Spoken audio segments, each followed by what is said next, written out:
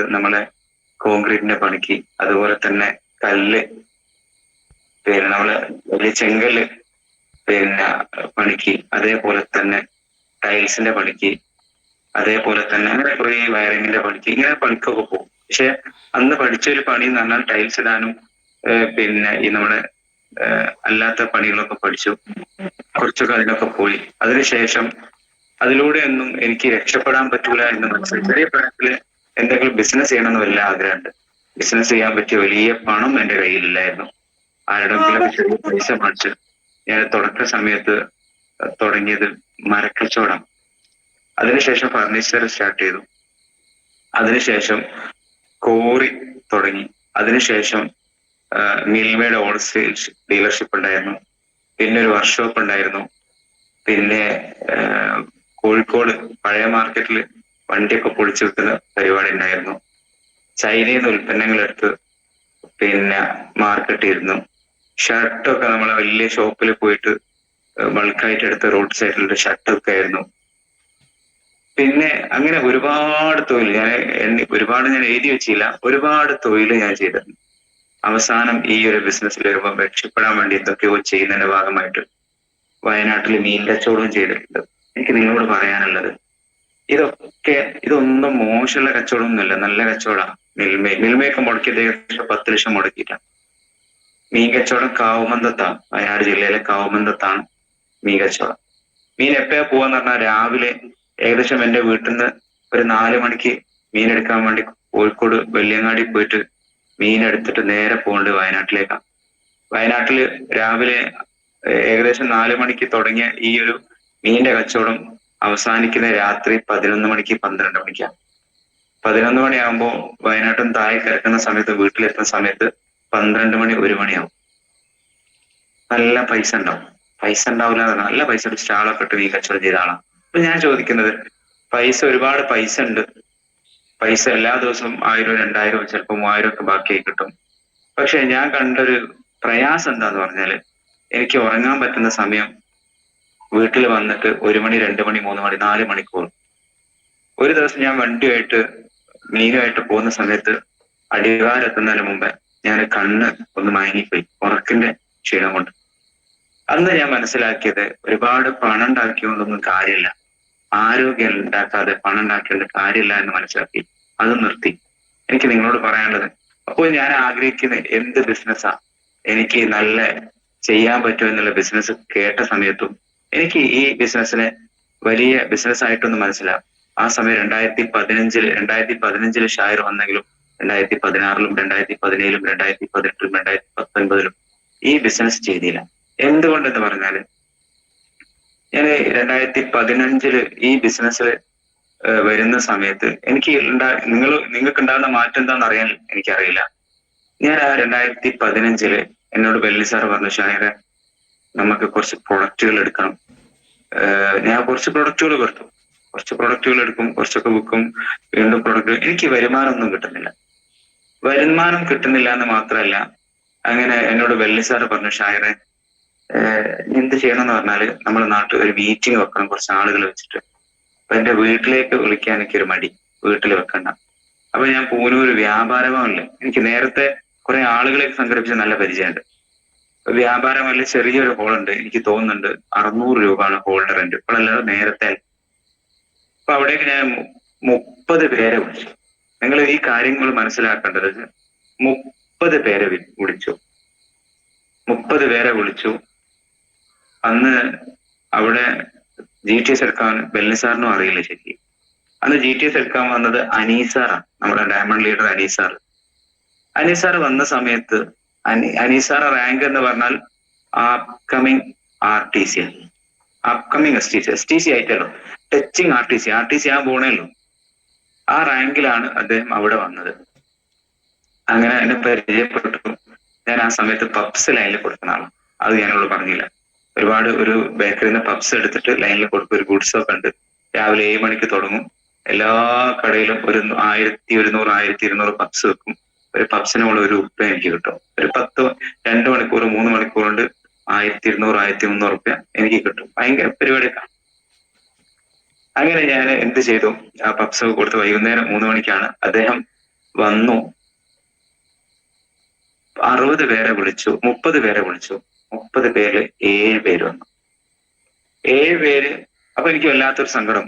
ഈ ഒരാൾ, ഞാൻ എറണാകുളത്ത് നിന്നൊക്കെ അനീസാർ വന്ന സ്ഥിതി എന്താന്ന് പറഞ്ഞാൽ, ഒരു കയ്യിൽ ഒരു ബാഗ്, ഡ്രസ്സിന്റെ ബാഗാന്ന് തോന്നുന്നു, പുറത്ത് അദ്ദേഹത്തിന്റെ കയ്യില് പിന്നെ ഒരു എന്താ പുറത്തൊരു കയ്യില് പിന്നെ ഒരു കോട്ട്, ഒരു വേറൊരു ബാഗ്, പിന്നെ ഒരു ലാപ്ടോപ്പ്, ഒരു പ്രൊജക്ടറിന്റെ ബാഗ്, ഒരു വടി പോലത്തെ ഒരു സാധനം, എന്താ എനിക്ക് അറിയില്ലല്ലോ, നമ്മളെ ഗിറ്റാറൊക്കെ പോലത്തെ സാധനം.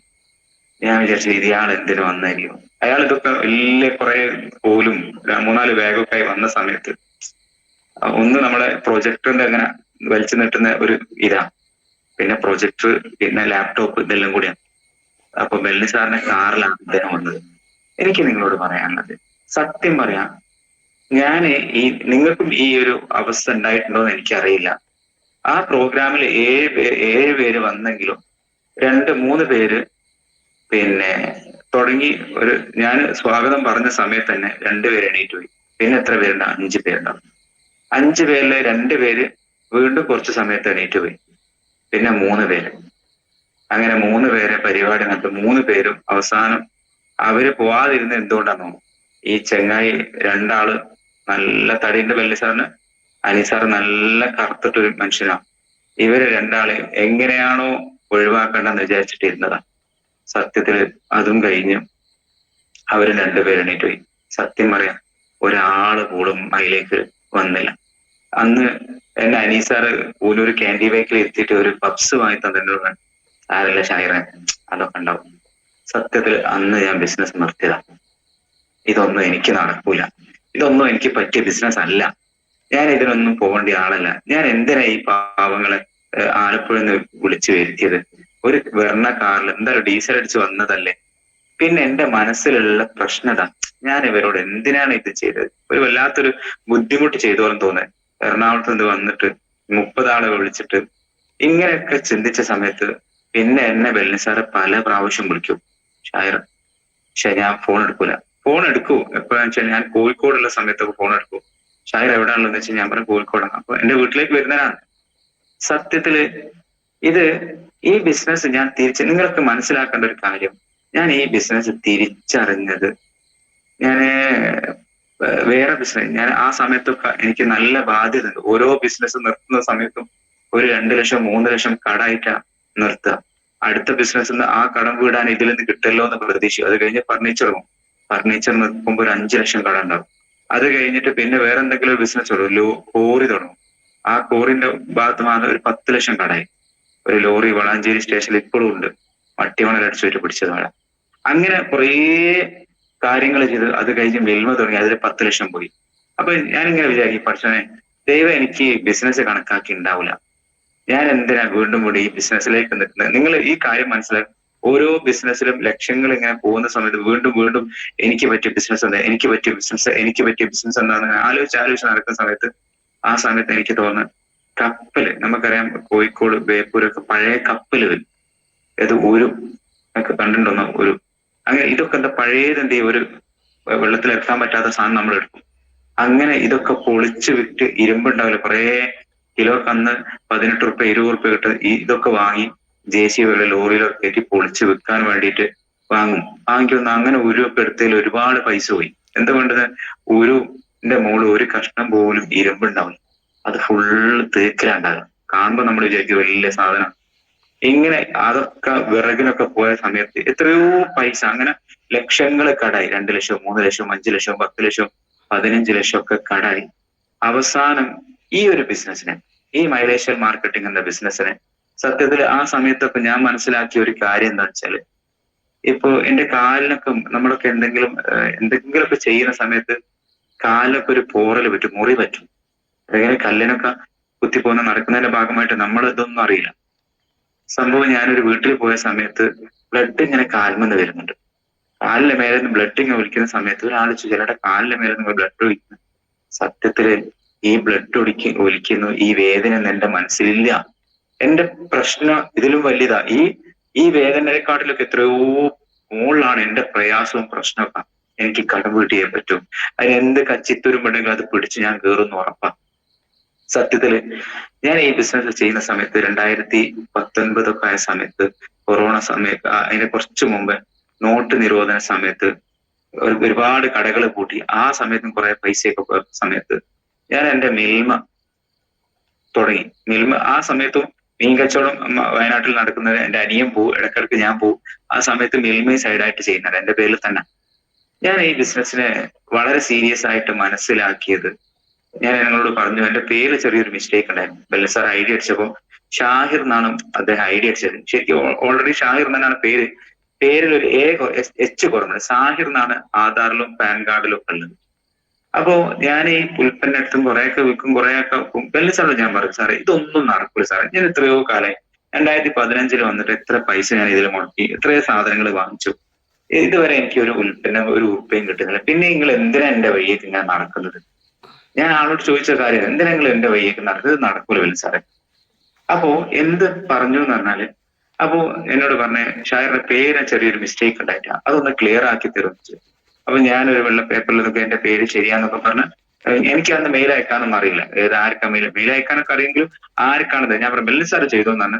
അങ്ങനെ വെള്ളി സാർ അതൊക്കെ ചെയ്തൊക്കെ അപ്രൂവ്ഡ് ആയിരുന്നു. ഞാനതൊന്നും മൈൻഡ് വെച്ചില്ല. ഒരു ദിവസം എന്റെ ഷോപ്പിലെ മുതലാളി ഒരു മാസ വാടക അദ്ദേഹത്തിന് കൊടുക്കാറുണ്ട്. പുതിയ മാസ വാടകയായിട്ട് അയാൾ ഇങ്ങനെ വിളിക്കുമ്പോ ഞാനിങ്ങനെ തരാം, ഞാൻ നാളെ കഴിയാൻ ചെറിയൊരു ബുദ്ധിമുട്ടില്ലാന്നൊക്കെ പറയും. പക്ഷെ ആൾ എന്നോട് പറഞ്ഞത്, പിന്നെ ഒരു ദിവസം വിളിച്ചപ്പോ എന്നോട് പറഞ്ഞു എന്താ പൈസ തരാം. ഞാൻ പറഞ്ഞു ഇങ്ങനെ ഒരു ഡേറ്റ് പറഞ്ഞു. ഡേറ്റ് എനിക്ക് എത്ര ക്ലിയർ അല്ല, നിങ്ങൾ അന്ന് വന്ന വൈകുന്നേരം വന്ന ആ ഡേറ്റിൽ പൈസ തരും. ആൾ അന്ന് ഈ വൈകുന്നേരമാണ് മിൽമ പാല് വരിക. പാല് ഗുഡ്സിൽ കയറ്റിയിട്ട് ലൈനിലൊക്കെ സപ്ലൈ ചെയ്യുന്ന സമയത്ത് ആൾ എന്നെ വിളിക്കുന്നത്, പഠിച്ചോനെ ദൈവമേ എവിടുന്ന പഠിച്ചോനെ പൈസ കൊടുക്കുക. ആളോട് ഞാൻ ഡേറ്റ് പറഞ്ഞു. അയാൾ വീട്ടിൽ കടയിൽ വന്ന് കുത്തിരിക്കാം. കടയിൽ എന്ന് വെച്ചാൽ മിൽമന്റെ ഷോപ്പ്, പാലും ചായയും കടിയൊക്കെ കൊടുക്കുന്ന ഒരു ഷോപ്പാണ്. ആളൊരു സ്റ്റാഫും ഉണ്ട്. അപ്പോ ഞാൻ 3 മണിക്ക് പോയി, ഇയാള് 4 മണിയാകുമ്പോ ഷോപ്പിൽ എത്തിയിട്ട് ഞാൻ വണ്ടിയിൽ യാത്ര ചെയ്യുമ്പോൾ ഇയാൾ വിളിച്ചപ്പോൾ ഞാൻ ഫോൺ എടുത്തില്ല. അപ്പൊ കടയിലെ ഷോപ്പിൽ നടക്കുന്ന ആള് എന്റെ പാർട്ണർ ഉണ്ട്. ആളെ നമ്പർ എന്നെ തിരിച്ചു വിളിച്ചു, നിങ്ങൾ ഫോൺ എടുക്കുന്നില്ലല്ലോ. ഞാൻ പറഞ്ഞു ഞാനിങ്ങനെ വണ്ടിയിൽ പാല് കൊടുക്കാണ്, ഞാൻ കഴിഞ്ഞിട്ട് എന്തായാലും വരും. സത്യത്തില് മൂപ്പരെ ഫോൺ എടുക്കാണ്ട് പൈസ കൊടുക്കാൻ പറ്റാത്തതുകൊണ്ടാണ്. അങ്ങനെ ഞാൻ എന്ത് ചെയ്തു, ഞാൻ ആ പാല് ഓരോ ദിവസവും പാല് കൊണ്ടുവന്നത് ഒരു കുഴി ഒഴിക്കൂ. കുഴി എങ്ങനെയാണെന്ന് വെച്ചാൽ തൊട്ട മുമ്പിൽ ഒരു ഹാർഡ്വെയർ ഷോപ്പ് ഉണ്ട്, അവിടുന്ന് ഒരു 10,000 15,000 25,000 വാങ്ങിയിട്ടാണ് പാലിറക്കുക. എന്നിട്ട് വൈകുന്നേരം തിരിച്ചു വരുമ്പോ അത് ആൾക്ക് കൊടുക്കും. എന്നിട്ട് പിറ്റേന്ന് അവിടുന്ന് എടുക്കാൻ പറ്റും. പിറ്റേന്ന് അപ്പുറത്ത് സിയാറ എന്ന് പറഞ്ഞ വേറൊരു ഷോപ്പ് ഉണ്ട്, സാറ എന്ന് പറഞ്ഞ, അവിടുന്ന് വാങ്ങും. അത് കഴിഞ്ഞിട്ട് പിറ്റേന്ന് അവിടുന്ന് വാങ്ങും. പിറ്റേന്ന് ഞങ്ങളുടെ നാട്ടിൽ മാർക്കറ്റിലുള്ള വേറെ പച്ചക്കറി ഷോപ്പ് ഉണ്ട്, അവിടുന്ന് വാങ്ങും. ഇങ്ങനെ ഓരോ കുയ്യുത്തി അന്ന് വൈകുന്നേരം പണം കൊടുക്കുന്ന പണി എന്റെ പണി. ഈ ഈ ദിവസം വാങ്ങിച്ചത് ഒരു അഷ്റഫ് ആളെ കഴിയുന്ന ആള് വൈകുന്നേരം തിരിച്ചു വന്ന് കടയിലെത്തിയ സ്പോട്ടിൽ മൂപ്പർ എന്നെ കിട്ടിയ മുതൽ കൊണ്ടു കൊടുത്ത് എനിക്ക് ലാഭം ഉണ്ടാവും. സത്യം പറയാം, അയാളെ വിളിച്ച സമയത്ത് ഞാൻ എന്താ ചെയ്യാ, ഏകദേശം പൈസ കൊടുക്കാൻ 8,000 10,000 പണം കൊടുക്കാനുണ്ട്. ഞാൻ ഇങ്ങനെ ആലോചിക്കുന്നത്, എന്തിനാണ് ഇയാൾ ഇങ്ങനെ വിളിക്കും? പക്ഷേ ഇയാൾ ഒരു മാസത്തെ വാടക കൊടുത്താൽ ഇയാൾ സമ്മതിക്കൂലല്ലോ. സത്യത്തിൽ ഈ അഷ്റഫ് ഖാന്റെ പൈസ എടുത്തിട്ട് ഞാൻ അഷ്റഫ് ഖാനോട് ഞാൻ ഇങ്ങനെ വണ്ടി ഓടിക്കാൻ വിചാരിക്കുന്ന വെച്ചാൽ വേഗം കടയിൽ വരാം, വണ്ടി അടക്കിയിട്ട് അയാളെ പൈസ കൊടുത്തിട്ട് അഷ്റഫ് ഖാക്ക് നാളെ രാവിലെ പൈസ കൊടുക്കാൻ പറഞ്ഞ് വേഗം വീട്ടിലേക്ക് പോകാന്നാ വിചാരിച്ചത്. സത്യത്തില് ഞാൻ എന്ത് ചെയ്തു, ആ സമയത്ത് ഞാൻ പെട്ടൊരു പെടൽ എന്താ പറഞ്ഞാല്, ഞാൻ ആ പൈസ കൊടുത്തു, വാങ്ങിച്ചു. ആ പൈസ എന്ത് ചെയ്തു, ആള് വന്ന സമയത്തു ഇയാളെ പിരിച്ചു വിട്ടു. വാടക കൊടുത്ത് പിരിച്ചു വിട്ടപ്പോ ഞാൻ നെഞ്ച് കൈവച്ച് ചിന്തിച്ചത്, ദൈവമേ 10 ലക്ഷം മുടക്കിയ ഒരു കച്ചവടത്തിൽ നിന്ന് എന്റെ വാടക കൊടുക്കാൻ കിട്ടാത്ത കച്ചവടം എന്തിനാ ഞാൻ എന്റെ മനസ്സിൽ ഇങ്ങനെ ഒരു കുറ്റബോധം തോന്നാം. 10 ലക്ഷം ഞാൻ മുടക്കിയത് ഇതിലൊക്കെ ഇങ്ങനെ മുടക്കി ചെയ്യുന്ന കുറെ ആളുകൾ ഉണ്ടാവും. ഞാൻ ആരെയും പരിഭവമൊന്നുമല്ല അവർ നെഞ്ചത്ത് കൈവച്ച് ചിന്തിച്ചു, ദൈവമേ 10 ലക്ഷം മുടക്കിയിട്ടും എനിക്ക് മാസം വാടക കൊടുക്കാൻ കിട്ടുന്നില്ലല്ലോ. ദൈവമേ ഇതെന്ത് കച്ചവടാ, മനുഷ്യന്മാരെല്ലാം തന്നെ ഇങ്ങനെയാണോ എന്ന് ഇങ്ങനെ ആലോചിച്ചു. സത്യം പറയാം, ആ സമയത്ത് ഒരു ബുധനാഴ്ച ഈ ബിസിനസ് ഞാൻ സീരിയസ് ആയിട്ട് നിങ്ങൾക്കൊക്കെ ഇങ്ങനെ സ്ട്രൈക്ക് ഉണ്ടോ എന്ന് എനിക്കറിയില്ല. അന്ന് ഒരു ബുധനാഴ്ച സമയത്ത് കുറെ സമയം ഞാൻ അയാൾക്ക് പൈസ എങ്ങനെയാ കൊടുക്കുന്ന സമയത്ത് ഞാൻ പറഞ്ഞല്ലോ എന്റെ പേരിൽ ഒരു മിസ്റ്റേക്ക് ഉണ്ടായിരുന്നു. ഒരു ബുധനാഴ്ച എനിക്ക് തോന്നുന്നു ഏകദേശം ഒരു 5 മണി 4:30 മണി 5 മണി ആയ സമയത്ത് ഒരു മെസ്സേജിൽ എങ്ങനെയാണ് എനിക്ക് ഒരു 6,000 രൂപക്ക് അടുത്ത് അക്കൗണ്ടിലേക്ക് വന്നിട്ടുണ്ട്. അത് നോക്കുമ്പോ sent MI lifestyle marketing നോക്കാണ്. എന്റെ ദൈവമേ, എനിക്ക് ഇത്ര സന്തോഷം ലോകത്തുണ്ടായിട്ടില്ല. ഞാൻ ഒന്നും മുടക്കാതെ ഞാൻ എന്തോ ഒരു 5000-നോ 10,000-നോ വാങ്ങിച്ച് കുറച്ച് ഉൽപ്പന്നങ്ങൾ വാങ്ങി വിറ്റു. പിന്നെ ഞാൻ നിർത്തി. ബെല്ലിസാർ വിളിക്കുമ്പോൾ വിളിക്കാത്ത കുറെ ഉൽപ്പന്നങ്ങൾ വാങ്ങി കുറച്ച് ആളുകൾ ബിജുസാറൊക്കെ കൊണ്ടുവച്ച് ചേർത്തി, ബെല്ലിസാറെ കൊണ്ടുവച്ച് ആരൊക്കെയോ എന്തൊക്കെയോ ചെയ്തതിന്റെ ഭാഗമായിട്ട് 6000 രൂപ വന്ന സമയത്താണ് സത്യം പറയാം, ശരിക്കും ഞാൻ മൈലേജ് സ്റ്റൈൽ മാർക്കറ്റിംഗ് എന്ന കട അത് കഴിഞ്ഞ് 1 മാസം കൊണ്ട് 10 ലക്ഷം മുടക്കിയ കട ഞാൻ പൂട്ടിയിട്ടുണ്ട്. എനിക്ക് അന്നാണ് ഞാന് വകതിരിവുണ്ടായതും ഒരു വെളിച്ചം എന്റെ മനസ്സിലേക്ക് വിഷയവും. സത്യത്തില് ഞാൻ അന്നാണ് ഈ കമ്പനിയെ എവിടെ വെച്ചതും ഇവിടെ വെച്ചത്. പിന്നെ അത് തിരിഞ്ഞു നോക്കിയിട്ടില്ല. ഞാൻ പഠിച്ചത് 10 ലക്ഷം മുടക്കിയ കടയിൽ നിന്ന് വരുമാനം കിട്ടുന്നില്ല. ഒന്നും മുടക്കാത്തന്ന് അന്ന് ഞാൻ മനസ്സിലാക്കിയെടുക്കണം. ഒന്നും മുടക്കാത്ത ഒരു ചെറിയ എന്തോ ഒരു ഉടായ്പ പരിപാടി നടത്തിയെന്ന് 6000 ഉറുപ്പിക ഇട്ടിട്ട് 10 ലക്ഷം മുടക്കിയ കമ്പനിക്ക് വാടക കൊടുക്കുക. അപ്പൊ ഞാൻ ചിന്തിച്ചു എന്തൊരു വൈരുദ്ധ്യം, ഇത് നമ്മൾ വിചാരിച്ചതല്ലല്ലോ. അപ്പൊ ഞാൻ മനസ്സിലാക്കി എന്താണ് കച്ചവടം, ഈ ബിസിനസ് എന്താ, ആളുകൾ എന്തുകൊണ്ടാണ് നെഗറ്റീവ് പറഞ്ഞത്, ഇതിനെ സർക്കാർ എങ്ങനെയാണ് നോക്കിക്കാണുന്നത്, ഇത് ലീഗലാണോ, ഞാൻ മെനക്കെട്ട പണം കിട്ടും. പിന്നെ മനസ്സിലായി മെനക്കെടാൻ ഞാൻ റെഡിയാന്ന് ബെല്ലിസാറിന് അറിയാം.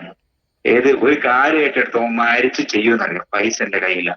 സത്യം പറയാം, ഞാൻ മൈലേജ് മാർക്കറ്റ് എന്ന കമ്പനിയിൽ വന്നത് 10 ലക്ഷം മുടക്കിയ 10 ലക്ഷം മുടക്കിയിട്ടാണ് മൈലൈഫ് എന്ന കമ്പനിയിൽ വന്നത്. എന്തുകൊണ്ടെന്ന് വെച്ചാൽ ഞാൻ തുടങ്ങിയ ഒരു കട പൂട്ടി, ഒരു ഗുഡ്സ് ഉണ്ടായിരുന്നു അതും വിറ്റു. 10 ലക്ഷം മുടക്കി നഷ്ടത്തിൽ വിറ്റിട്ടാണ് ഈ കമ്പനിയിൽ വന്നത്.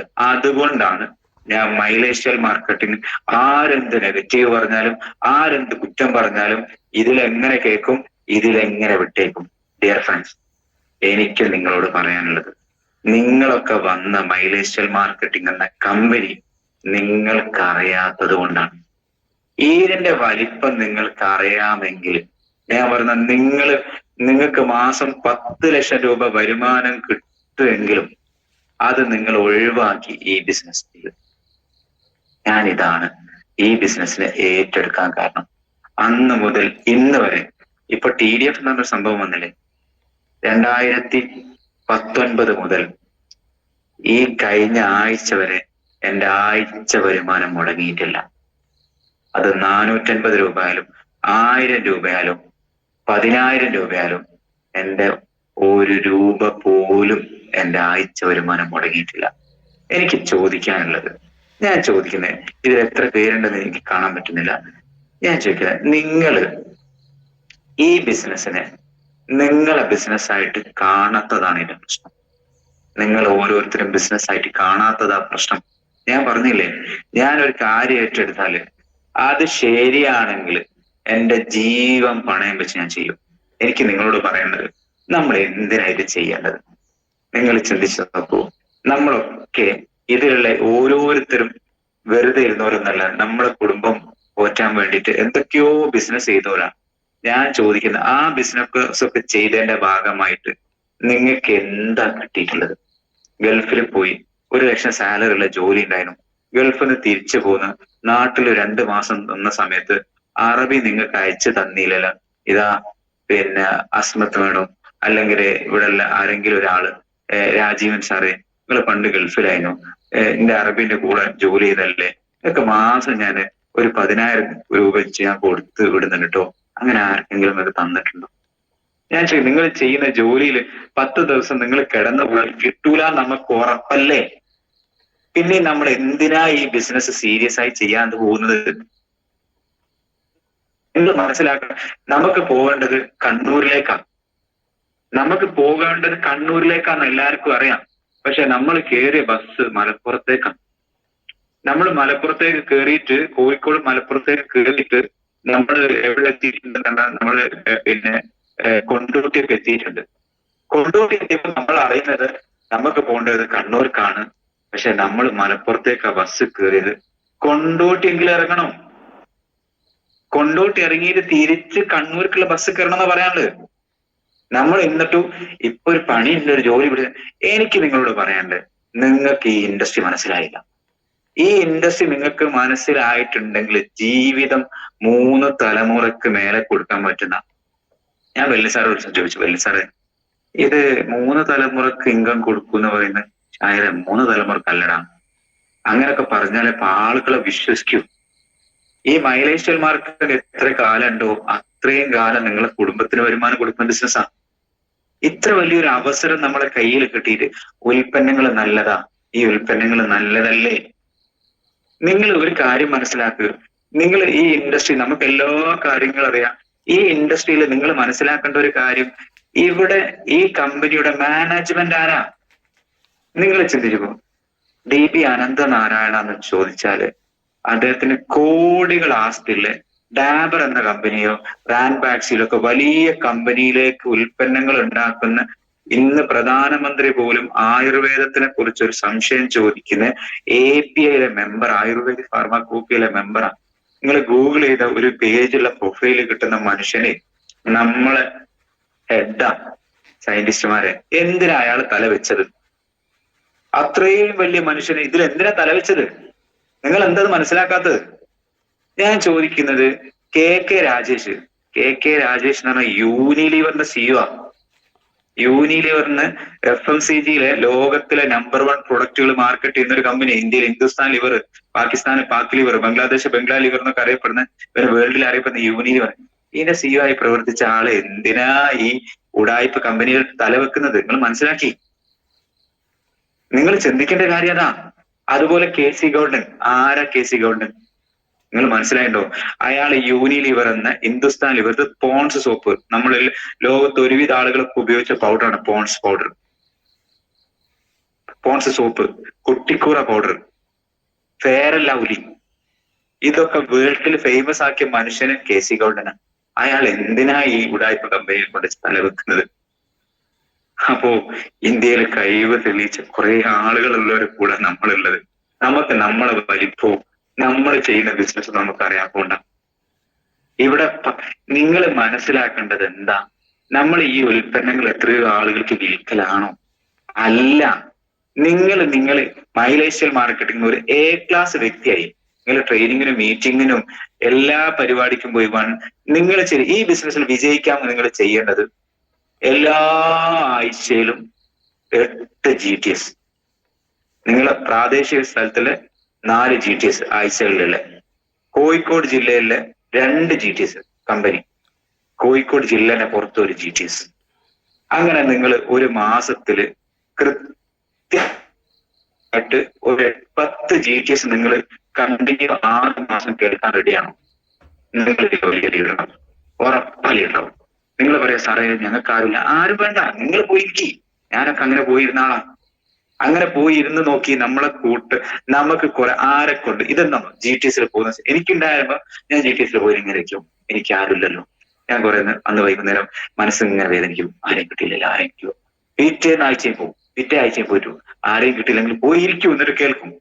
പക്ഷേ ഞാൻ ഒരു മാസം കഴിഞ്ഞപ്പോ ആരെയാണ് GTS കൊണ്ടുപോകേണ്ടത്, ആരെങ്ങനെയാണ് വിളിക്കേണ്ടത്? പിന്നെ നിങ്ങളൊരു മാസം ഇതിനു വേണ്ടി കമ്മിറ്റ്മെന്റോട് കൊടുക്ക്. നമ്മൾ രക്ഷപ്പെടുന്ന വലിയ ഇൻഡസ്ട്രിയിലാണ് നമ്മൾ ഓരോരുത്തരുള്ളത്. നിങ്ങൾ മനസ്സിലാക്കേണ്ടത്, നിങ്ങൾക്ക് അവസരം, ഇന്ത്യയിൽ 1000-ന് മേലെ ഔട്ട്ലെറ്റുകളുണ്ട്. 1000-ന് മേലെ ഔട്ട്ലെറ്റിന്റെ ഓണർമാരാണ് നമ്മൾ ഓരോരുത്തരും. നമ്മൾ മുടക്കിയിട്ടില്ല. ഓരോ തിരുത്തക്കടവിലെ സ്റ്റോർ, നമ്മളെ തൊട്ടടുത്തുള്ള തിരുത്തക്കടവിലാണല്ലോ, അതുകൊണ്ട് ആ സ്റ്റോറിൽ മിനിമം 50 ലക്ഷം റുപ്യന്റെ സ്റ്റോക്ക് ഉണ്ട്. അതിന്റെ ഓണറാണ് നമ്മൾമാര്. ഇങ്ങനെ ആയിരക്കണക്കിന് സ്റ്റോറിന്റെ ഓണർമാരാണെന്നാണ് ഞാന്. നമ്മൾ ഓരോരുത്തരും ആയിരക്കണക്കിന് സ്റ്റോറിന്റെ ഉടമികളാണ്. അവിടെ കൈയടിച്ച ആളുകളെ നിങ്ങൾ പറഞ്ഞയച്ചാല് അവര് വാങ്ങി അവർക്ക് സാധനം കിട്ടും. അവര് വാങ്ങിയാൽ BV നമുക്ക് കയറും. ബിസിനസ് കൂടെയും കയറിയാൽ അതിന് 12% കിട്ടും. ഡിയർ ഫ്രണ്ട്സ്, നമ്മള് MA യൂസുഫ് അലിനെക്കാട്ടിലും വലിയ ആളാണ് ഞാൻ.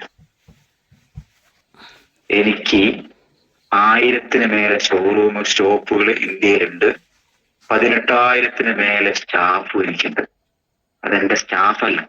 MA Yusuf അലിക്കുള്ളത് MA Yusuf അലിന്റെ സ്റ്റാഫാണ്. അവർക്ക് വൈകുന്നേരം അല്ലെ മാസത്തില് MA യൂസുഫ് അലി വരുമാനം കൊടുക്കുന്ന ലുലു ഓണർ.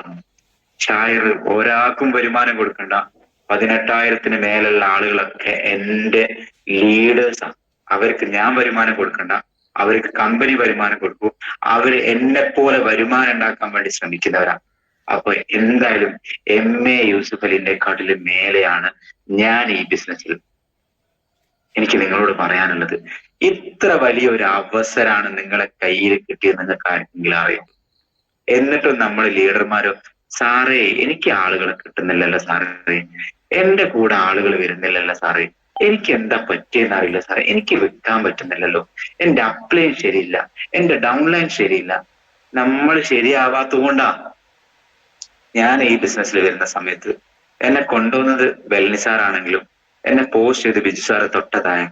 ബിജു സാർ ഇറങ്ങുന്നതിന് മുമ്പ് ഞാൻ ഈ ഇൻഡസ്ട്രി ചെയ്തിട്ടുണ്ട്. ഞാൻ സത്യം പറയാം, വെല്ലി സാറിന്റെ ഒരു വീട്ടിൽ പോലും ഞാൻ കൊണ്ടുപോയില്ല. എനിക്കിത് മനസ്സിലായ സമയത്ത് എനിക്ക് സ്വന്തം ഇത് ചെയ്യാൻ പറ്റും, എനിക്ക് ആരെയും ആവശ്യമില്ല. ഞാൻ മൈലേഷ്യൽ മാർക്കറ്റിന്റെ പ്ലാൻ ഒന്നല്ല പറയും, ഞാൻ അവർ ഇത് സൂപ്പർ പ്രൊഡക്റ്റ് ആക്കാം, ഇത് നമുക്ക് രക്ഷപ്പെടാൻ പറ്റാം, ഒരു കൈ ഞാൻ നിങ്ങൾ വാ, അങ്ങനെ കോൺഫിഡന്റ് പറഞ്ഞിട്ടാണ് ഞാൻ ആളുകളെ കൊണ്ടുപോകുന്നത്. പിന്നെ അവരെ GTS കൊണ്ട് ഞാൻ പഠിപ്പിച്ച ഫ്രണ്ട്സ്, ഒരു കഴിവ് നിങ്ങൾക്ക് വേണ്ടാന്ന്, ഈ ഇൻഡസ്ട്രിയിൽ നിങ്ങൾക്ക് ഒരു അറിവും വേണ്ട, നിങ്ങൾക്ക് ആരുടെ മുകളിൽ പോവാം. പല ആളും പറയും, സാറേ എന്റെ അപ്ലൈൻ ലീഡർ വിളിച്ചിട്ട് കിട്ടുന്ന അയാൾ STC, അയാൾ നിങ്ങൾ കാത്തിക്കല്ലേ, അയാൾ STC ആയിക്കോട്ടെ, നിങ്ങൾ RTC ആയിപ്പോ, അയാളെ താഴത്താക്കി നിങ്ങൾ വിട്ടോ, നിങ്ങൾ എന്തിനാ അപ്ലൈനെ കാത്തിരിക്കുന്നത്? നിങ്ങൾ നോക്കേണ്ടത് ഇത്രയും മനോഹരമായ ഒരു അവസരം നിങ്ങൾക്ക് ഡെയിലി വരുമാനം തരും. നമ്മൾ സാധാ കൂലിപ്പണിക്ക് പോകുന്ന സമയത്ത് വൈകുന്നേരം വരുമാനം തരും. നമ്മൾ ഉൽപ്പന്നങ്ങൾ റീറ്റെയിൽ ചെയ്താൽ നമുക്ക് മണിക്കൂറിൽ വരുമാനം കിട്ടും, ഡെയിലി വരുമാനം കിട്ടും. നമ്മൾ സെയിൽസ് ഓർഡർ കിട്ടുന്ന സമയത്ത് ആഴ്ചയിൽ അത് വേറെ കിട്ടും. ഇവിടെ റബ്ബർ കർഷകർക്ക് ആഴ്ചയിലാണ് കിട്ടുക, എന്റെ നാട്ടിലൊക്കെ ശനിയാഴ്ച വരുമാനം കിട്ടും, നമുക്ക് ബുധനാഴ്ച ആഴ്ചയിൽ വരുമാനം കിട്ടും. പെർഫോമൻസ് ബോണസ് മാസത്തിൽ കിട്ടും, ഇല്ലേ? ഉറപ്പാ കിട്ടും. മാസത്തിൽ കിട്ടുന്ന വരുമാനം കിട്ടുന്ന ഇഷ്ടംപോലെ ആളുകളുണ്ട്. അതുപോലെ 6 മാസം കൂടുമ്പോൾ വരുമാനം കിട്ടൂലേ? സൂപ്പർ ലോയൽറ്റി, സൂപ്പർ പെർഫോമൻസ് ഒക്കെ. അതേപോലെ തന്നെ ഇപ്പൊ കമ്പനി വർഷത്തിൽ വരുമാനം തന്നില്ലേ? ഞാൻ ചോദിക്കുന്നത്, ഇങ്ങനെ നിങ്ങൾക്ക് ആര് വരുമാനം തരുന്ന നിങ്ങൾ ജീവിതത്തിൽ പറഞ്ഞിട്ടുള്ളത്? അങ്ങനെ കമ്പനി പറഞ്ഞിട്ടില്ലേ? നിങ്ങൾക്ക് 2,10,000 രൂപ ആഴ്ചയിൽ തരാന്ന് പറഞ്ഞു. നിങ്ങൾക്ക് 1000 രൂപയെ കിട്ടിയിട്ടില്ലെങ്കിൽ നിങ്ങൾ 2,09,000 രൂപ നഷ്ടപ്പെട്ടവന്റെ കൂട്ടത്തിലാണ്. 2,10,000 കമ്പനി തരാന്ന് പറഞ്ഞിട്ട് നിങ്ങൾ വാങ്ങിയിട്ടില്ലെങ്കിൽ, നിങ്ങൾ വാങ്ങിയത് 10,000 രൂപയാണെങ്കിൽ 2 ലക്ഷം ആഴ്ചയിൽ നഷ്ടപ്പെടുത്തിയവന്റെ കൂട്ടത്തിലാണ് നമ്മൾ ഓരോരുത്തരും. എന്താ നമുക്ക് കിട്ടിയ ഈ ഒരു ഓപ്പർച്യൂണിറ്റി, ഇതുപോലൊരു ഓപ്പർച്യൂണിറ്റി ഞാൻ ചോദിക്കുന്നത്, ഇതിൽ ഇഷ്ടം പോലെ ആളുകളുണ്ട്. ഞാൻ നിങ്ങളെ കൂടെ നിൽക്കാം, ഒരു 50,000 രൂപ ഞാൻ നിങ്ങൾക്ക് കയ്യിൽ ക്യാഷ് ആയിട്ട് തരാം, എന്നിട്ട് ഞാൻ നിങ്ങളെ കൂടെ നിൽക്കാം, എനിക്ക് മാസത്തിൽ ഒരു 2 ലക്ഷം രൂപ ഉണ്ടാക്കി തരാം, ആരെങ്കിലും റെഡി ഉണ്ടോ? പൈസ മുടക്കാം, ഞാൻ നിങ്ങളെ കൂടെ രാവിലെ തൊട്ട് വൈകുന്നേരം വരെ നിൽക്കാം, 5 ലക്ഷം രൂപ നിങ്ങൾക്ക് ഉണ്ടാക്കി തരാൻ പറ്റുമോ? 2 ലക്ഷം രൂപ മാസത്തിൽ ഉണ്ടാക്കി തരാൻ പറ്റുമോ? ഇല്ല ഡിഫറൻസ്. അങ്ങനെ ഒരു കച്ചവടം നാട്ടിലില്ല. പിന്നെ എന്തിനാ നമ്മളിത് ചെയ്യാതിരിക്കുന്നത്?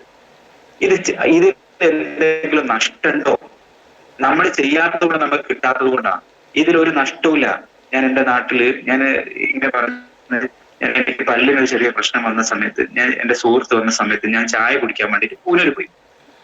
ഞാൻ നല്ലൊരു ഷോപ്പിൽ നമുക്ക് അവിടെ പോവാം, നല്ല ചായ കിട്ടുന്ന പോയി. വണ്ടിയൊക്കെ എടുത്ത് പോയ സമയത്ത് ആ കട പൂട്ടിപ്പോയിട്ടുണ്ട്. ആ കട ഞാന് ഒരു 5-6 ദിവസം മുമ്പ് ആ കട കണ്ടതാണ്. കട നോക്കുന്ന സമയത്ത് ഞാൻ ചോദിച്ചു, ഞാൻ ആ കട നല്ല ഭംഗിയുള്ള ഒരു ബേക്കറിയാണ്, ഞാൻ ചോദിച്ചത് എത്രക്കാരാണ് തുടങ്ങിയത്? അയാൾ പറഞ്ഞു, എങ്ങനെ പറഞ്ഞു, ഇങ്ങനെ 1 കോടി രൂപ മുടക്കിയിട്ടാ തുടങ്ങിയത്. ഇത് ആ കട പൂട്ടിപ്പോയി, എത്ര ലക്ഷം രൂപ നഷ്ടം വന്നു. ഞാൻ ചോദിക്കുന്നത്, എന്തുകൊണ്ടാണ് നമ്മൾ പല ആളുകളും ഈ ബിസിനസ് പറയാത്തത്? ഷോപ്പുകാരനോട് എന്തുകൊണ്ടാണ് ബിസിനസ് പറയാത്തത്? നമ്മുടെ നാട്ടിൽ എന്തെങ്കിലും ജോലി ചെയ്യുന്നവരോട് എന്തുകൊണ്ടാണ് ബിസിനസ് പറയാത്തത്? ഡിയർ ഫ്രണ്ട്സ്, നിങ്ങൾ എന്തിനാ ഇത് പറയാൻ പഠിക്കുന്നത്? നമുക്കുള്ള പ്രശ്നം എന്താണ്? നമ്മൾ വലിയ എഡ്യൂക്കേഷൻ ക്വാളിഫിക്കേഷൻ ഒക്കെ ഉള്ള ഒരാളുണ്ട്, അയാളെടുത്ത് പോയിട്ട് നമ്മൾ ബിസിനസ് പറയാൻ അപ്ലൈൻ വേണം. എന്തിനാ അപ്ലൈൻ? നിങ്ങൾ മൈ ലൈഫിലെ ലീഡറാ. മൈ ലൈഫിനെ കുറിച്ച് നിങ്ങൾക്കേ അറിയൂ. വലിയ എഡ്യൂക്കേഷനിൽ അയാൾക്ക് മൈ ലൈഫിനെ കുറിച്ച് എന്താ അറിയാം? അയാൾക്ക് ഒന്നും അറിയില്ല. നിങ്ങളൊരു പോലീസ് ഓഫീസറെ അടുത്ത് പോയിട്ട് മൈ ലൈഫ് പറയാൻ എന്തിനാ മടിക്കുന്നത്? മൈ ലൈഫ് പോലീസ് ഓഫീസറെ അടുത്ത് പോയിക്കോ, അയാളെ എന്തെല്ലാം പ്രഷറാന്നറിയാക്ക്. ഡോക്ടർ അടുത്ത് എന്താ പറയാത്തത്? ഡോക്ടർക്ക് എന്താ പറയുന്നത്? ഒരു ഡോക്ടർ ആയുസ് എത്രയാണെന്നറിയോ? മാക്സിമം പോയാൽ 45 വയസ്സ്, കണക്കുകൾ പറയുന്ന 50 വയസ്സിന് ചോടാകുമ്പോൾ ആ ഡോക്ടർ മരിച്ചു എന്നാ. ഇത്ര പ്രഷറാ, ഉറങ്ങാൻ പറ്റൂല, ഭക്ഷണം കഴിക്കൂല. ഞാൻ നമ്മളെ ബിസിനസ് എത്ര മനോഹര, എന്തുകൊണ്ടാ ഡോക്ടർമാരെടുത്ത് നമ്മൾ ഇത് പറയാത്തത്? എന്തുകൊണ്ടാ പോലീസ് ഓഫീസർമാരോട് നമ്മൾ ഇത് പറയാത്തത്? എന്തുകൊണ്ടാണ് നമ്മൾ ബാങ്ക് മാനേജറോട് ഇത് പറയാത്തത്? ബാങ്ക് മാനേജർ പറയാൻ ആരറിവ് വേണം നിങ്ങൾ പറയുന്നത്? നിങ്ങൾ മൈലേജിൽ ഒരുപാട് GTSകൾ കേട്ടല്ലേ, FSS കേട്ടല്ലേ, 1 ഡേ കേട്ടല്ലേ? നിങ്ങൾ അവരൊക്കെ എത്രയോ മേല മൈലൈഫിൽ. അയാൾ പോലീസ് മേഖല അയാൾ ആരോ ആണ്, അല്ലെ ബാങ്കിന്റെ മേഖലയിൽ അയാൾ ആരോ ആണ്, അല്ലെങ്കിൽ ഡോക്ടർ മേഖല അയാൾ ആരോ ആണ്. ആയിക്കോട്ടെ, ഞാൻ ചോദിക്കും, പ്രധാനമന്ത്രി നരേന്ദ്രമോദിന്റെ അടുത്ത് പോയി പ്ലാൻ പ്രസന്റ് ഞാൻ അറിയാം. നരേന്ദ്രമോദി ഇന്ത്യൻ പ്രധാനമന്ത്രിയാ, അയാൾ മൈ ലൈഫിൽ ആരാ? മൈ ലൈഫിൽ സ്റ്റാർ ഞാനാ. എന്തിനാ നമ്മൾ അവരെ മടിക്കുന്നത്? നമ്മളെ കൂട്ടിലേക്ക് നമ്മൾ എന്തുകൊണ്ടാണ് അവരെ കൊണ്ടുവരാത്തത്? അവർക്ക് പണത്തിന് ആവശ്യമല്ലേ? ഡോക്ടർമാർക്ക് ആരോഗ്യ ആവശ്യമല്ലേ? ഡോക്ടർമാർക്ക് പണം ആവശ്യം ഉണ്ടാവില്ലേ? സമയം ആവശ്യമല്ലേ? പോലീസിലെ ഓഫീസർമാരെ പല ആളുകളും, നിങ്ങൾ പോലീസ് ഓഫീസർ റിട്ടയർഡ് ആയ പല ആളുകൾ വീട്ടിൽ പോയാലും അവർക്ക് വലിയ കുടവേറ് കാണും, ഗ്യാസും ആസിഡിറ്റും പുണ്ണും നിറഞ്ഞു, ടെൻഷന്റെ വല്ലാത്ത ആളുകളാണ്. ഒരു പോലീസ് ഓഫീസർക്കുള്ള ഉത്തരവാദിത്തം എന്താ വെച്ചാല്, അയാൾ എന്തെങ്കിലുമൊക്കെ ചൂടായ ഒരാളെ ഇട്ടാല് അതിന്റെ മേലെ കോൺസ്റ്റബിൾ ASI പറയും, SIക്ക് ഇവിടെ, CIക്ക് ഇവിടെ, അയാൾക്ക് ഒരു വാല്യൂ ഇല്ല. അത് കഴിഞ്ഞാൽ വക്കീൽ വന്നു ഓരെ കൊണ്ടുപോയി ചെയ്യും. ഇങ്ങനെ എത്രയോ കഷ്ടപ്പെടുന്ന ആളുകൾ നാട്ടിലുണ്ട്. നിങ്ങൾ എന്ത് ചെയ്യണം എന്ന് പറഞ്ഞാല്, നമുക്ക് ലിസ്റ്റ്, ഈ ബിസിനസ്സിന് മനസ്സിലായിട്ടുണ്ട് എനിക്ക് പറയാൻ, നല്ല ലിസ്റ്റ് ക്രിയേറ്റ് ചെയ്യണം. നല്ല ലിസ്റ്റ് എന്തിനാ പല സാറേ ഞാൻ ചോദിക്കുന്നത്, ഇതിൽ എത്രയാൾക്ക് ലിസ്റ്റ് ഉണ്ട്? എന്ത് ലിസ്റ്റ്? നമ്മൾ നല്ല ലിസ്റ്റ് ചെയ്തിട്ട് ഫോം ടെക്നിക്കല്, നിങ്ങൾ ഇതിൽ വിജയിക്കാൻ ആളുകൾക്ക് വേണ്ടത് ആദ്യത്തെ പണി ലിസ്റ്റാ വേണ്ടത്. ലിസ്റ്റ് ഇല്ലാത്ത ആളുകളാണെങ്കിൽ ഇന്ന് എഴുതിക്കൊള്ളണം ലിസ്റ്റ്. ലിസ്റ്റ് എന്ന് പറഞ്ഞാൽ 1000 ലിസ്റ്റുകളൊന്നും വേണ്ട, ഒരു 100 പേരെ ലിസ്റ്റ്. ആ ലിസ്റ്റ് ഷോർട്ട് ലിസ്റ്റ് ചെയ്യണം ഫോം ടെക്നിക് ഉപയോഗിച്ചിട്ട്. ഫാമിലി, ഒക്യുപ്പേഷൻ, റിക്രിയേഷൻ, ഇങ്ങനെ ഒഴിവുള്ള സമയമൊക്കെ ഒഴിവാക്കിയിട്ട് നല്ല ടെക്നിക്കിൽ എന്ത് ചെയ്യണം, നിങ്ങൾ ഒരു ലിസ്റ്റ് മേക്ക് ചെയ്യണം. എന്നിട്ട് അതിൽ പ്രധാനപ്പെട്ട ആളുകളെ ലിസ്റ്റ് ചെയ്ത്, നിങ്ങൾ തുടങ്ങിയേ ഹോം മീറ്റിംഗ് നടക്കാത്ത പല ആളുകളുണ്ട്. വീട്ടിലേക്ക് വിളിച്ചിട്ട്, എങ്ങനെ വിളിക്കണം? ഞാൻ വിളിക്കുന്നത് ശോഭാ മേഡത്തിനെ വിളിക്കാൻ എങ്ങനെയാണോ, ശോഭാ മേഡം ബിജു സാറ് മൂപ്പരെ വീട്ടിലേക്ക് ഹോം മീറ്റിംഗ് വിളിച്ചത് എങ്ങനെയാണെന്ന് അറിയാം. മൂപ്പരെ അളിയൻ രാജേഷ് സാറെ വിളിച്ചത് ഓണത്തിനും വിഷുവിനും നിങ്ങൾ വരണം, ഒരു നിർബന്ധമില്ല അളിയ, ഈ പരിപാടിക്ക് നിങ്ങൾ വന്നേക്കണം, ഇങ്ങനെ മീറ്റിങ്ങിന് വിളിച്ചത്. ഇത് ഓണത്തിനും വിഷുവിനും അളിയനെന്ന് നിങ്ങൾ വരണം, എനിക്ക് ഒരു നിർബന്ധമില്ല അളിയ, ഈ മീറ്റിങ്ങിന് വരണം. അതെങ്ങനെ വിടും? ലിസ്റ്റ് ഉണ്ടെങ്കിൽ നിങ്ങൾ പ്രധാനപ്പെട്ട ആള് ഈ വിളിച്ച അവർ വരും. നിങ്ങൾക്ക് വിളിന്റെ സ്ട്രോങ് ഇല്ലാത്തതുകൊണ്ടാണ്. അങ്ങനെ നിങ്ങൾ വിളിച്ചാൽ അവർ മീറ്റിംഗ് കേൾക്കും, അവർ നിങ്ങൾ പറഞ്ഞാൽ കേൾക്കും, അവർ നിങ്ങളെ കൂടെ നിൽക്കും. അവർക്ക് രക്ഷപ്പെടാന്ന് മനസ്സിലാക്കി കൊടുക്കാൻ നിങ്ങൾക്ക് പറ്റുന്നുണ്ടോ? ഇവിടെ ബിസിനസ്സിൽ വരാത്തതുകൊണ്ടാണ് നമുക്ക് അവർക്ക് ഇപ്പൊ എന്താ എല്ലാ ആളുകളും വിചാരിക്കുന്നത്, എനിക്ക് രക്ഷപ്പെടാൻ പറ്റിയതാണ്, അല്ലെ ശോഭാ മേഡത്തിന് രക്ഷപ്പെടാം. അവരങ്ങനെ വിചാരിക്കും. അങ്ങനെയല്ല പറയേണ്ടത്. നമ്മൾ കൂടെ വന്ന വക്കീലിനും, നമ്മളെ കൂടെ വരാൻ പോണ പോലീസുകാരനും, നമ്മളെ കൂടെ വരാൻ പോണ ഡോക്ടർക്ക് രക്ഷപ്പെടാൻ പറ്റിയ അവസരമാണെന്ന് പറഞ്ഞു കൊടുക്കാൻ നിങ്ങൾക്ക് പറ്റുന്നുണ്ടെങ്കിൽ നിങ്ങളെ കൂടെ കാലിബറുള്ളവന് കപ്പാസിറ്റി ഉള്ളവൻ വരും. ഇങ്ങനെ വരും. ഇത് നിങ്ങൾക്ക് ഉള്ളിൽ, മനസ്സിന്റെ ഉള്ളിൽ എന്ത് വേണം? മൈ ലൈഫ് സ്റ്റൈൽ മാർക്കാണ് ലോകത്ത് വലിയ ഇൻഡസ്ട്രിയാണ്, 1000കണക്കിന് ഷോപ്പിന്റെ ഓണറാന്നുള്ള ഒരു തന്റെ നിങ്ങളെ മനസ്സിലും. എനിക്ക് ഒരുപാട് ആള് സ്റ്റാഫല്ല, ഇതിനു വേണ്ടി മെനക്കെടുന്ന ഒരുപാട് ആളുകളുണ്ട്. അവരെ ഞാൻ ഓരോ ഷോപ്പിന്റെ ക്രിയേറ്റ് ചെയ്യുന്നുള്ള ചിന്താഗതി ഉണ്ടെങ്കിൽ ഉറപ്പായിട്ടും 10 ദിവസമല്ല, 100 ദിവസമല്ല, നിങ്ങൾ ഭൂമിയിൽ നിന്ന് ഇല്ലാണ്ടായി പോയാലും നിങ്ങളെ കുടുംബം സന്തോഷിക്കും. ഞാൻ അവസാനിപ്പിക്കാം. എന്തിനാണ് ഇത് ചെയ്യുന്നത് കൂടെ പറഞ്ഞുതരാം. എന്തിനാണ് ഈ ബിസിനസ് ചെയ്യുന്നത് കൂടി പറഞ്ഞിട്ട് ഞാൻ അവസാനിപ്പിക്കും. എന്തിനാണെന്നോ, നിങ്ങൾ പണം ഉണ്ടാക്കാതെ, നമ്മളൊക്കെ രക്ഷിതാക്കളാണ്, എന്തായാലും 18 വയസ്സാവാത്ത ആരുമില്ല, കല്യാണം കഴിക്കാത്ത ആരും ഈ ഗ്രൂപ്പിൽ ഉണ്ടാവില്ല എന്ന് എനിക്ക് വിശ്വാസമുണ്ട്. എന്തായാലും ആരെങ്കിലും ഒക്കെ ഉണ്ടാവില്ല ഞാൻ പറയുന്നില്ല. ഞാൻ ചോദിക്കുന്നത്, നിങ്ങൾ പണം ഇല്ലാതെയാണ് ഈ ഭൂലോകത്തുനിന്ന് വിട പറയുന്നതെങ്കിൽ നിങ്ങൾക്ക് ഒരു വാല്യൂ ഉണ്ടാവില്ല. നിങ്ങൾ മക്കളാണ് പണം ഉണ്ടാക്കിയിട്ട് മക്കളെ കീഴിലാണ് നിങ്ങൾ ജീവിക്കുന്നത്, നിങ്ങൾക്ക് ഒരു പട്ടിന്റെ വില പോലും ഉണ്ടാവില്ല. എന്താ സംഭവിച്ചാല്, ഒരു 3 മക്കളുണ്ട്, നിങ്ങൾ പണം ഉണ്ടാക്കിയില്ല. നിങ്ങൾ പണം ഉണ്ടാക്കാതെ നിങ്ങൾ മക്കളെ പണം ഉണ്ടാക്കാൻ പഠിപ്പിച്ചു. നിങ്ങൾ മക്കളെ പണം ഉണ്ടാക്കാൻ, മക്കളാണ് പണം ഉണ്ടാക്കിയത് മക്കളെ വലിയ വീടുണ്ടാക്കി മക്കളെ വലിയ കാറ് വാങ്ങിയാൽ ഉറപ്പായിട്ടും ആ പേരക്കുട്ടികൾ നോക്കുന്ന പണിയാണ് അച്ഛനും അമ്മയ്ക്കും ഉണ്ടാകുക. ആ പേരക്കുട്ടിനെ അംഗനവാടി കൊണ്ടുവന്ന പണിയായിരിക്കും അച്ഛനുണ്ടാകുക. ഞാൻ ആരെയും അങ്ങനെ എല്ലാ മക്കളും അങ്ങനെയാണെന്നല്ല കേട്ടോ പറയുന്നത്. 90% ആളുകളെയും മക്കൾ ഈ തരത്തിലാണ്. ഒരു അമ്മക്ക് അല്ലെ ഒരു അച്ഛന് 3 മക്കളുണ്ടെങ്കിൽ, ഞാൻ ഉറപ്പിച്ചു പറയാം, 3 മക്കളുണ്ടെങ്കിൽ നമ്മളെ മക്കള് നമുക്കൊന്നും സാധിപ്പിച്ചില്ല. നമ്മൾ കഷ്ടപ്പെട്ട് മക്കളെ പഠിപ്പിച്ചു, മക്കളെ വലിയതാക്കി, മക്കളെ ജോലിക്കാരാക്കിയാൽ അച്ഛൻ എന്താ പറയും? നമ്മൾ എന്ത് ചെയ്യും? പ്രായമാകുന്ന സമയത്ത് നമ്മളൊരു മകളെ വീട്ടിൽ പോകും, അല്ലെ മകന്റെ വീട്ടിൽ പോകുന്ന സമയത്ത് മകന് കുറേ ദിവസം അവിടെ നിൽക്കുമ്പോൾ നമ്മളെ സ്വന്തം മക്കള് പറയും, അച്ഛ നിങ്ങൾ എന്താ അനിയന്റെ വീട്ടിലേക്ക് പോകാത്തത്? 2 ദിവസം നിങ്ങൾക്ക് അവിടെ പോയി നിന്നൂടെ? അപ്പൊ പാവം എന്ത് ചെയ്യും? അതും കേട്ട് അടുത്ത വീട്ടിലേക്ക് പോകും. അത് കഴിഞ്ഞ് കുറെ കഴിയുന്ന സമയത്ത്, അച്ഛാ നിങ്ങൾ ഇങ്ങനെ നിൽക്കുന്നോ? നിങ്ങൾ ഇളയ അനിയനല്ലേ, 2 ദിവസം നിങ്ങൾ അവിടെ പോയിക്ക്, ഞങ്ങൾക്ക് ഇങ്ങനെ ചെറിയൊരു ഫംഗ്ഷന് പോകാണ്ട്. അങ്ങനെ ഈ പാവം അടുത്ത വീട്ടിലേക്ക് പോകും. ഇങ്ങനെ ഒന്ന് അവിടെ കുട്ടികളെ നോക്കുക. ഈ പാവം എന്തോ ഉണ്ടാക്കി വെച്ചിട്ടുണ്ടെങ്കിൽ അതിന് മുട്ടായി വാങ്ങിയിട്ട് പേരക്കുട്ടികൾക്ക് കൊടുക്കുക. ഇതാ പണി. നിങ്ങൾ മൈ ലൈഫിൽ ലീഡറായിട്ട് നിങ്ങളെ കയ്യിൽ പണം ഉണ്ടോ? ഒരു മക്കളെ വീട്ടില് നിങ്ങളെ ഒരു മക്കളുണ്ടോ? ആ മക്കളെ വീട്ടിൽ മരിക്കുന്നത് വരെ നിങ്ങൾക്ക് നിൽക്കാന്ന് ഒരു സ്ഥലത്തും ആ മക്കൾ പറഞ്ഞേക്കൂല. അതാ നിങ്ങളെടുത്ത് പൈസ ഉണ്ടെങ്കിൽ അത് നടക്കും. നാളെ നിങ്ങൾ ഇല്ലാണ്ട് പോയാലേ പറയൂ, കണ്ടാരെ കാലൻ കാക്ക അല്ലെ പണ്ടാര അച്ഛന് പൈസ ഉണ്ടാക്കി ആളുകളെ മുടിപ്പിച്ച് പോയി എന്ന് പറയും. പൈസ ഉണ്ടാക്കിയിട്ടാണ്, പണം ഉണ്ടാക്കിയിട്ടാണ് നിങ്ങൾ പോയിട്ടുണ്ടെങ്കിൽ നിങ്ങളെ ഫോട്ടോ ചുമരിന്റെ മേലെ ഒരു ബൾബ് കത്തിച്ച് എല്ലാ ദിവസവും മാല തൂക്കുന്നു. എല്ലാ ദിവസവും ആ മാല തൂക്കും. വരുമാനം മൈലൈഫിലൂടെ എല്ലാ ആഴ്ചയിലും വരുന്നെങ്കിലേ മുസ്ലിം വിഭാഗത്തിലാണെങ്കിൽ ഒരു ആണ്ട് കഴിക്കും കൊല്ലത്തില്. പോത്തിനടുത്ത് ആടിനടുത്ത് പൈസ ധർമ്മം വെച്ച് പള്ളിക്കും മദ്രസിനും അമ്പലത്തിനും ഒക്കെ കൊടുക്കും. പണം ഉണ്ടെങ്കിലേ കൊടുക്കൂ. ഇല്ലെങ്കിൽ ചത്ത് പോയി തള്ള അല്ലെ ചത്ത് പോയി തന്താന്ന് പറയും. ഡിയർ ഫ്രണ്ട്സ്, പൈസ ഉണ്ടാക്കിക്കണം. അല്ലെങ്കിൽ ഒരു പട്ടിന്റെ വില പോലും ഉണ്ടാവില്ല. പണം ഉണ്ടാക്കണം. പണം മക്കളെല്ലാം ഉണ്ടാക്കുന്നത്. നമ്മൾ ഉണ്ടാക്കിയിട്ട് പണം മക്കൾ കാണിച്ചു കൊടുക്കണം. എന്നിട്ട് നമ്മളെ കൂടെ കൊണ്ടുവരണം. അങ്ങനെയാണെങ്കിൽ നിങ്ങളെ പൊന്നുപോലെ മക്കൾ നോക്കും. മക്കള് വേണ്ടതൊക്കെ മക്കള് കൊണ്ടുത്തരും. കാറിൽ കയറ്റി ടൂർ അവര് കൊണ്ടുപോകും. അവര് സഞ്ചരിക്കും. അവർക്ക് നിങ്ങൾ അണമുറിയാതെ പണം ഉണ്ടാക്കുന്ന ഒരു മേഖല ഉണ്ടാക്കി കാണിച്ചു. അതിനെ പറ്റിയ അവസരാട്ടോ ഇത്. ഒരു കാര്യമാണ് പറഞ്ഞ് ഞാൻ അവസാനിപ്പിക്കും. പല മക്കളും വഴി തെറ്റിപ്പോകുന്നതിന് വളരെ പ്രധാനപ്പെട്ട പോയിന്റ് എന്താണ്? ഒന്ന്, അവർക്ക് ബ്രാൻഡഡ് ഷർട്ട് വേണം, അല്ല ബ്രാൻഡഡ് പാന്റ് വേണം. അവർ ഇന്നത്തെ ന്യൂജനിലാണ് ജീവിക്കുന്നത്. അവരെങ്കിലും ഏതെങ്കിലും ഒന്ന് പഠിപ്പിച്ചു, ഒരു ലാബ് ടെക്നീഷ്യൻ കോഴ്സ് പഠിപ്പിച്ചു, അല്ലെങ്കിൽ വേറെ എന്തെങ്കിലും പഠിപ്പിച്ചു, അല്ലെങ്കിൽ ഒരു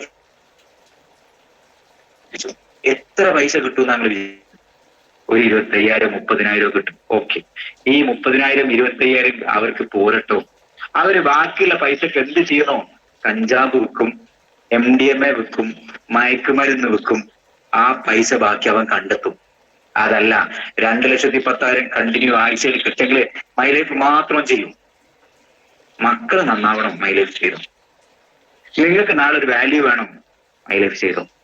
ഡിയർ ഫ്രണ്ട്സ്, ഇത് മനസ്സിലാക്കി ചെയ്യണം എനിക്ക് പറയാനുള്ളത്. വെറുതെ അപ്ലൈ പിടിച്ചു നമുക്ക് അപ്ലൈനില്ല ഡൗൺലൈൻ നമ്മൾ ഒറ്റയ്ക്കേ ഉള്ളൂ. നിങ്ങൾ മനസ്സിലാക്കേണ്ട, മൈലേഷ്യൻ മാർക്കറ്റ് എന്ന കമ്പനിയിൽ ആദ്യം വരുന്ന ആള് രാജീവ് സാറാന്ന് കൂട്ടിക്കോ. രാജീവ് സാറാണ് മൈലേഷ്യൻ മാർക്കറ്റിൽ ആദ്യം വരുന്ന വ്യക്തി. നിങ്ങൾക്ക് ആരാ അപ്ലൈൻ ഉള്ളത്? നിങ്ങൾക്ക് ആരാ ഡൗൺലൈൻ? നിങ്ങൾ ആര് വിളിക്കുന്ന പറയുന്നത്? നമുക്ക് അപ്ലൈൻ ഇല്ല.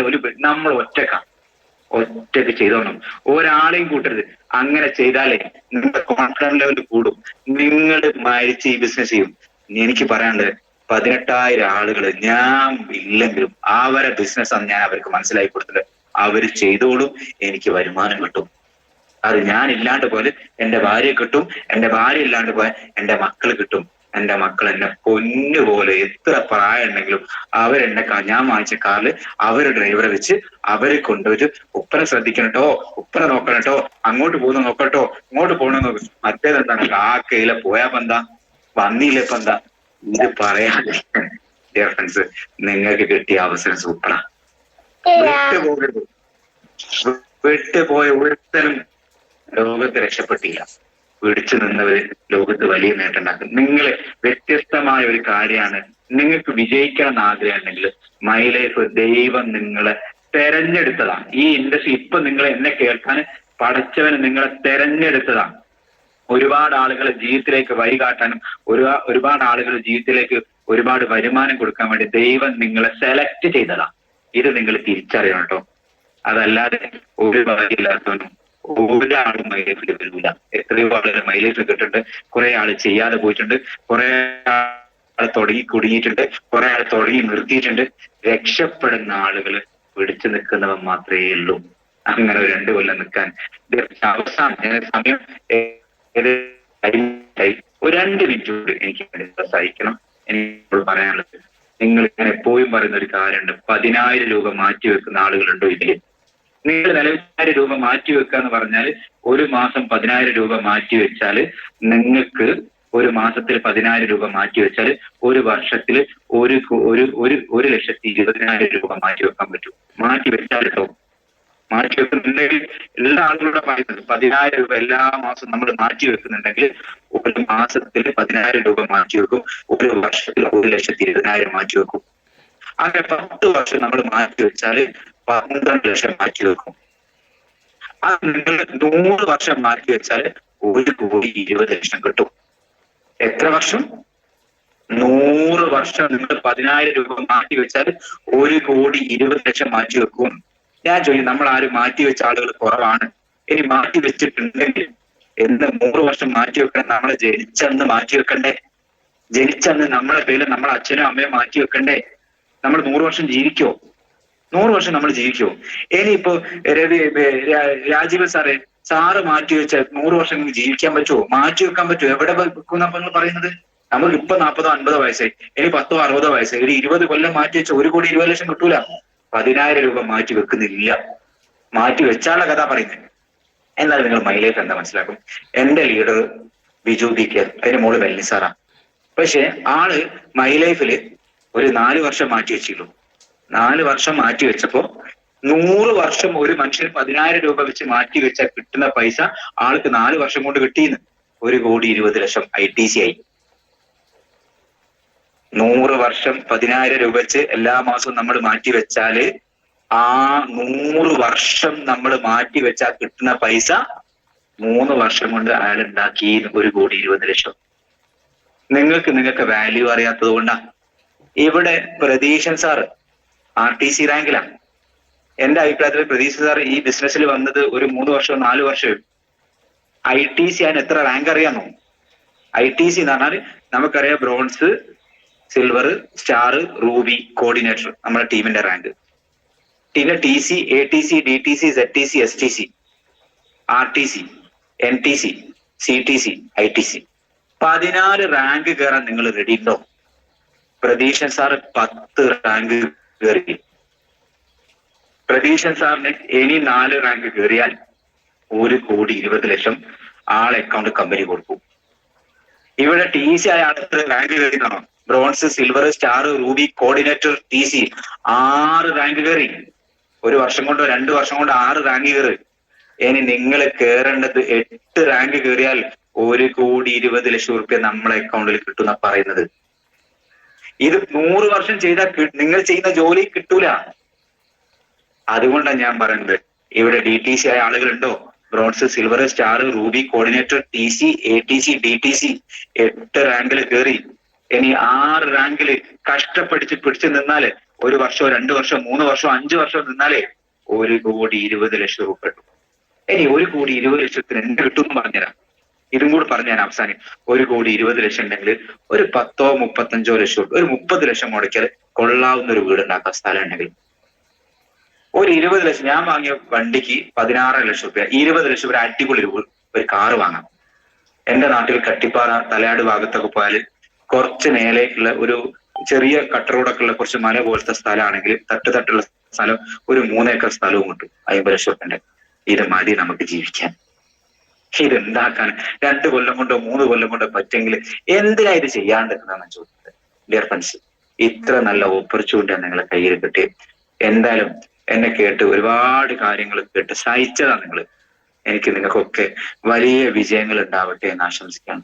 ഈ ബിസിനസ്സിലൂടെ വലിയ വലിയ ഉയരങ്ങൾ താണ്ടാൻ സർവേശ്വരൻ നിങ്ങൾ അനുഗ്രഹിക്കട്ടെ. എനിക്ക് നിങ്ങളോട് പറയാനുള്ളത്, ഇത് പഠിച്ച് മനസ്സിലാക്കിയിട്ട് നെഞ്ചോട് ചേർത്ത് മടിയില്ലാതെ പേടിയില്ലാതെ എന്റെ അവസരമാണ്, എന്റെ മക്കൾക്ക് ആ അവസരം കൊടുക്കണം. ഞാൻ ഈ ബിസിനസ് ചെയ്യുന്നതാണ്, ഞാൻ പെട്ട കഷ്ടപ്പാട് എന്റെ ജീവിതത്തിൽ ഒരിക്കൽ പോലും എന്റെ മക്കൾ അനുഭവിക്കരുതെന്ന് വിചാരിച്ചത് കൊണ്ടാണ്.